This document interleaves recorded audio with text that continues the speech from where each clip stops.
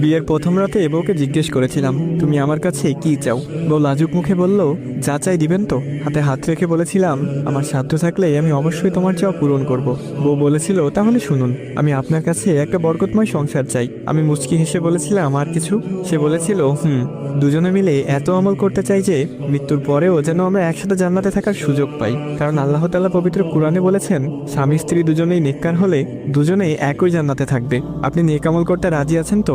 আমি বলেছিলাম, ইনশাআল্লাহ। সে আবার বলেছিল, আর শুনুন, আমি সংসারে কোনো অশান্তি চাই না, তাই আমরা দুজনেই নিয়মিত তাহাজ্জুদের নামাজ পড়বো ইনশাআল্লাহ। কারণ যে ঘরে স্বামী স্ত্রী দুজনেই তাহাজ্জুদের নামাজ পড়বে সেই ঘরে কোনোদিন অশান্তি হবে না, আর বেশি রাগ করা যাবে না। রাসূল সাল্লাল্লাহু আলাইহি ওয়াসাল্লাম বলেছেন, রাগ মানুষের ঈমানকে ধ্বংস করে দেয়। যদিও কখনো আমার রাগ ওঠে তখন আপনি চুপ থাকবেন, আর আপনার রাগ উঠলে আমি চুপ থাকবো। হযরত ওমর রাদিয়াল্লাহু তাআলা আনহু বলেছেন, স্বামীকে রেগে যেতে দেখলে স্ত্রী চুপ থাকবে, আর স্ত্রীকে রেগে যেতে দেখলে